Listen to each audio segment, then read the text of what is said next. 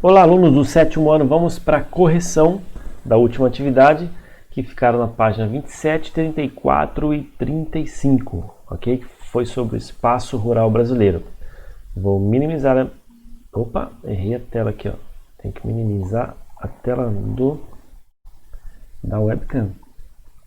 Peraí. Opa, beleza. Agora deixa eu arrumar isso aqui. Vamos lá. Minimizando a tela do webcam, só que eu tenho que pegá-la aqui, jogar no cantinho. Vamos lá. Correção na página 27, atividades sobre o espaço rural. Vamos lá, beber uma aguinha aqui. É isso aí. Questão 1. Como podemos conceituar os povos tradicionais?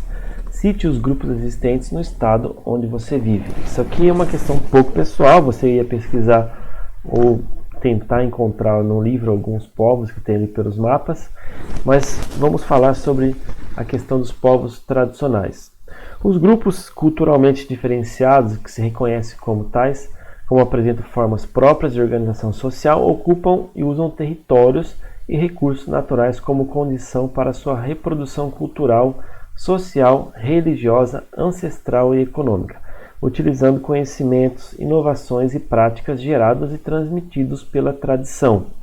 Ou seja, as questões dos povos tradicionais estão diretamente ligadas àqueles povos que realmente não querem mudar a sua cultura, aquilo que foi aprendido desde os seus primeiros ancestrais. Um exemplo disso são os povos indígenas do Brasil e principalmente também aqui da nossa região. Eles têm culturas, eles têm uma questão religiosa, uma questão de crença, e eles não querem mudar justamente porque eles têm uma afeição por isso. Então é importante que a gente lembre de alguns grupos, ou como por exemplo também os alemães, alguns imigrantes que vieram para o Brasil. Caiu um telefone aqui. Vamos lá. Acho que agora o som está melhor. Então, eu estava falando sobre os povos tradicionais. Eles não mudam sua cultura porque eles querem preservá-la, ok? E no Brasil nós temos exemplos de imigrantes, como por exemplo japoneses, alemães, ucranianos, italianos, que tentam manter as suas festas culturais, a sua religião, as suas crenças, certo? E também os povos indígenas, que são a maior prova de que o Brasil estava aqui com povos que tinham características muito assim pessoais, muito intrínsecas à sua região. Então nós temos que entender que esses povos tradicionais, eles têm que manter sua cultura, eles devem fazer isso. É uma opinião minha, né? Mas é uma coisa que se fala de grupo. Por que mudar uma tradição, sendo que muitas vezes ela é importante para manter a cultura daquele povo? É claro que nós estamos diante de uma sociedade e muitas vezes alguns rituais, alguns ritos tradicionais, eles ferem a constituição daquele país. Como, por exemplo, se você não pode hoje realizar o canibalismo, e no Brasil existiam povos indígenas canibais que realizavam rituais de antropofagia. Hoje não é permitido isso, né? Porque as leis brasileiras hoje elas não têm essa permissão de isso aí torna-se um homicídio, né? Então, claro, algumas questões culturais não devem ser permitidas justamente porque nós vivemos em uma sociedade hoje que é uma sociedade mais civilizada, né? Então isso é importante. Questão 2. Diferencie os tipos de agricultura extensiva e intensiva, ok?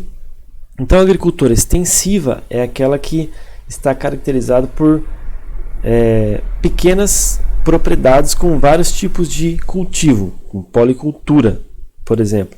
Uma baixa eficiência em produtividade focada na comercialização interna do próprio país. É uma agricultura que está ligada principalmente a produtos que são assim, que vão para a mesa, sabe? Infelizmente deveria ter muito mais investimento, mas é aquela que não tem tanto valor econômico. Já a agricultura intensiva ela tem uma ênfase na especialização da propriedade em um único cultivo, geralmente uma monocultura, o emprego de sementes geneticamente modificadas, alta mecanização, utilização de serviços, né, de diversos serviços que são defensivos agrícolas e também uma elevada produtividade com foco na exportação. Por que a intensiva é diferente da extensiva? É mais ou menos assim, de uma forma geral. A extensiva não se tem tanto investimento, são propriedades menores, uma agricultura mais familiar, produz-se menos, só que produz mais para o mercado interno, para suprir as necessidades internas do país. Já a intensiva é uma agricultura mais voltada para o comércio, para a venda desse produto. Então, geralmente eles vendem soja, milho, trigo, o café, enfim, são produtos que são voltados para a produção em grande escala. E justamente eles investem muito em tecnologia, como eu falei, insumos agrícolas, maquinários, mecanização, sementes modificadas. Então eles querem vender. Essa é a verdadeira palavra. Intensiva é para que se produza muito para vender, ok? Questão 3. Qual a importância da agricultura familiar? A agricultura familiar responde pela maior parte da ocupação dos trabalhadores que vivem no espaço rural brasileiro. Além disso, é responsável pela produção de boa parte dos alimentos que consumimos diariamente. É dessa que está praticamente a participação da agricultura extensiva, ou seja, as famílias trabalham dentro de uma pequena propriedade, geralmente produzindo aqueles tipos de mercadorias ou de produtos que vão para nosso mercado, para nossa mesa, ok? Então é muito importante sim a agricultura familiar.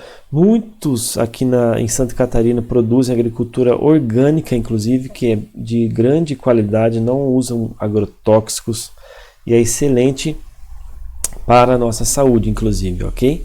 Essa é a agricultura familiar. 4. Como a biotecnologia e a engenharia genética têm alterado o padrão de produção no campo brasileiro? Então isso fala sobre a questão de investimentos aqui. São técnicas que podem modificar a estrutura das plantas de forma que elas se adaptem a novas condições climáticas e de solos, ou que sejam mais resistentes aos defensivos agrícolas utilizados para o controle de pragas. Essas plantas são conhecidas como transgênicos, ou organismos geneticamente modificados. Isso é uma grande polêmica, gente, né? Claro que essa pergunta não está falando dessa polêmica, mas é importante entender que a biotecnologia, a engenharia genética, ela estuda na modificação dos genes, né, da constituição genética das plantas, para elas ficarem mais fortes, mais resistentes, produzirem mais.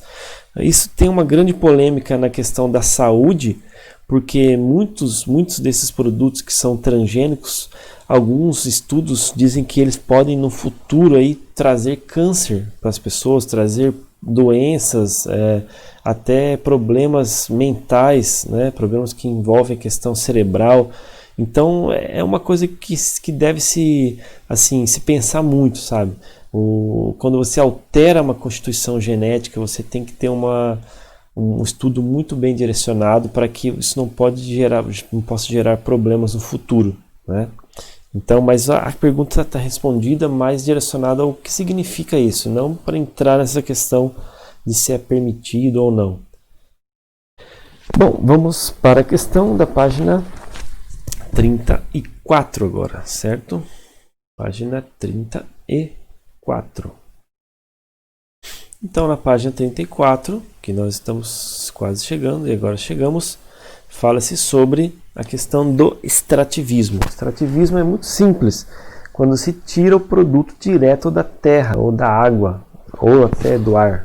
Não sei, falando de aves, né, seria do ar, mas não seria uma coisa tão simples. Mas vamos lá.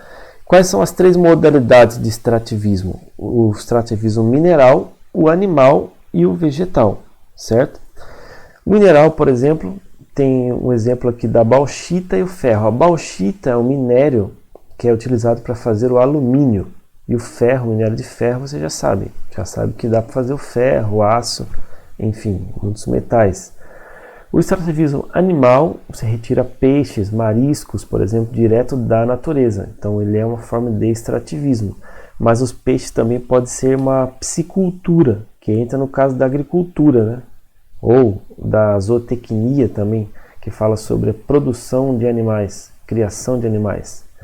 E o vegetal, que são castanhas, palmito, látex, a própria madeira que é retirada direto da natureza, é extrativismo vegetal. Então são esses três tipos: mineral, animal e vegetal.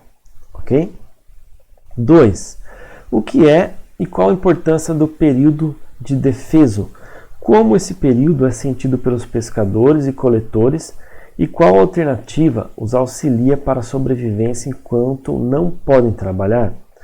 Então, vocês que já conhecem aí, de repente são parentes de pescadores, já devem ter ouvido falar disso, que é importantíssimo, né? Respeitar e também ficar atento para não ser multado, né? Esse é um período de proibição da caça ou a coleta de animais para que eles consigam se reproduzir, garantindo a sustentabilidade da atividade. Para as pessoas que vivem exclusivamente do extrativismo animal, esse fenômeno de defesa gera grande dificuldade financeira, pois é proibido realizar a atividade. Por isso, o governo criou uma espécie de seguro-desemprego que garante uma renda aos trabalhadores durante o período. Não sei muito bem como é na prática, mas já vi muita reclamação de pescadores que durante esse período não conseguem ter uma mesma renda ou o governo dá um subsídio muito baixo pelo valor que eles têm quando eles estão vendendo normalmente os produtos, né? Mas claro, falando da questão biológica e ambiental, é importantíssimo que esse período de defeso, que é para reprodução animal, ele seja respeitado. Imagina se você coletar, né, e caçar animais que estão em período de reprodução e que vão com certeza trazer problemas futuros aí para as espécies de animais. Então é importante se respeitar sim, mas eu acredito que o governo deveria também respeitar mais essas pessoas que estão nesse período que eles não conseguem trabalhar com isso, ok? Questão 3. O nióbio, que é da página 35. O nióbio é um produto potencialmente importante para a economia brasileira. Quais propriedades dão relevância a ele? No sentido de propriedades, para que ele serve? Que tipo de propriedade ele tem de importante? O nióbio é utilizado como liga na produção de aços especiais e um dos metais mais resistentes à corrosão e a temperaturas extremas. Quando adicionado na produção de gramas por tonelada de aço, confere maior tenacidade e leveza a este. Então, o que é essa questão de tenacidade e leveza? Ele fica muito mais leve e mais resistente. Então pensa, você não tem que usar um metal pesado, usa um metal mais leve, só que seja resistente. O nióbio é um tipo de metal, o Brasil tem uma grande quantidade de nióbio para ser encontrado até no seu território, mas aí que está o problema. A produção mineral, a extração mineral pode gerar problemas de questões ambientais. Então tem que se estudar muito para não se ter impactos ambientais na extração mineral. Ok? Vamos lá, questão 4. O que é a estrutura fundiária? A estrutura fundiária de um país diz respeito tanto à organização das propriedades rurais quanto ao seu número, tamanho e distribuição pelo território. Ou seja, está relacionada à propriedade rural, à terra rural, certo? Então, falou de fundiária, lembra-se da região rural, da região do espaço rural, uma terra rural, ok? Quais as dimensões mais comuns em hectares das propriedades rurais brasileiras? Então, de 1 a 10 hectares, 1 hectare corresponde a 10 mil metros quadrados, certo? Então, de 1 a 10 hectares, nós temos aqui, com 38% das propriedades do Brasil. De 10 a 50 hectares, 31,3% das propriedades. Então, você vê que aqui no Brasil, nós temos, até eu falei na aula anterior aí, que a maior quantidade de terras, né, de terras fundiárias, de estrutura fundiária do Brasil, está na mão de poucas pessoas. Tem áreas muito grandes que estão na mão de poucas pessoas, que são os maiores fazendeiros aí do Brasil. Questão 6. Por que os pesquisadores de geografia agrária no Brasil são unânimes em afirmar que a questão fundiária no Brasil ainda não está resolvida. Olha lá, vamos ver o que o livro nos traz, e aí eu vou comentar com vocês. A maioria defende a necessidade de uma reforma agrária no país, assim como os movimentos sociais que lutam pela distribuição da terra. Por outro lado, a maior parte dos proprietários de terra é contrária à reforma agrária, acusando os movimentos sociais de oportunismo político. O fato é que existem muitas terras improdutivas e que poderiam ser bem mais aproveitadas e gerando renda a milhares de pessoas excluídas, ao mesmo tempo diminuindo a pressão migratória para as cidades. Então, de forma geral, é assim. O Brasil tem um grande território, mais de 8 milhões e 500 mil quilômetros quadrados. Muitas áreas ainda de terras, que são terras rurais, são áreas improdutivas. Fica lá só um capim, um mato solto, ou tem uma área florestal misturada. Enfim, grandes áreas de terras no Brasil ainda não são produtivas, não tem produção agrícola, não se tem um investimento agrícola, e essas terras muitas vezes ficam paradas. Aí surgem movimentos, como por exemplo o Movimento Sem Terra, que tenta reivindicar essas terras para que alguns agricultores possam ter um pedaço de terra para plantar, mas ao mesmo tempo geram problemas, polêmicas de invasão de terra, questão política envolvida, e aí fica esse embate da geografia agrária, ou seja, da reforma agrária. O que seria reforma agrária? Seria corrigir essa questão da distribuição de terras no país. Digamos que se o governo entender que existem áreas improdutivas, ele poderia reivindicar essas terras e distribuir de uma forma que pessoas que não têm condições, é claro, que não têm propriedades, não têm posses, poderiam utilizar para a produção agrícola ou pecuária, mas de uma forma que não seja descontrolada, mas sim controlada e corrigida, né, anualmente pelo governo. Questão 7. Faça um breve panorama da atividade pecuária no Brasil nas últimas décadas. Vamos ver o resumo aqui que o livro colocou. Os rebanhos bovinos, suínos e a avicultura tiveram grandes aumentos de produção por causa da entrada de empresas processadoras que direcionam os métodos de produção, assim como a engenharia genética, que promoveu a melhoria das carnes. A atuação governamental, ao abrir novos mercados para esses produtos, também foi decisiva para a pecuária. Então você percebe que o Brasil teve um grande aumento da produção pecuária, principalmente porque algumas empresas, como exemplo a Sadia, a empresa Aurora, Perdigão, grandes empresas, grandes conglomerados que são dessa área de produção alimentícia, investiram e estão buscando até assim, parcerias com produtores de pecuaristas. Isso ajuda bastante no crescimento da pecuária no Brasil. O Brasil é um dos maiores produtores de pecuária. Se eu não me engano, ele perde para os Estados Unidos a produção de gado, e aí vai ter uma produção de suínos e de aves muito grandes, uma das maiores do mundo. 8. Quais problemas sociais ocorrem com certa frequência no campo brasileiro?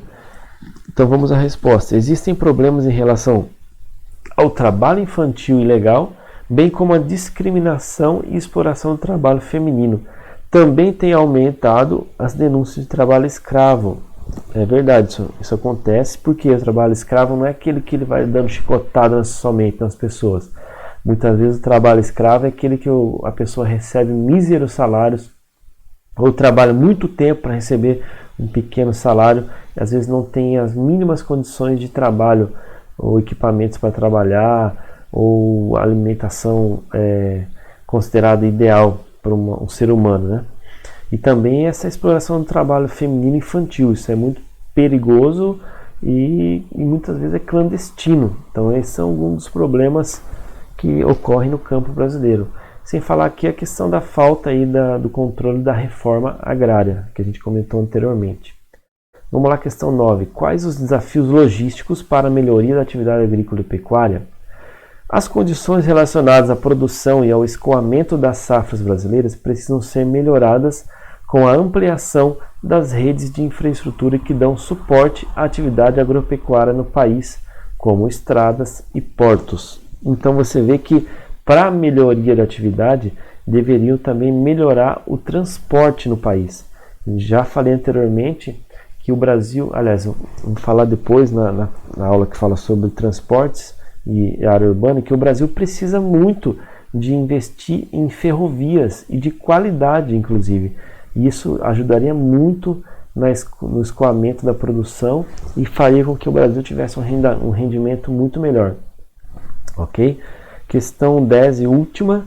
Cite 3 problemas ambientais preocupantes vividos no campo brasileiro.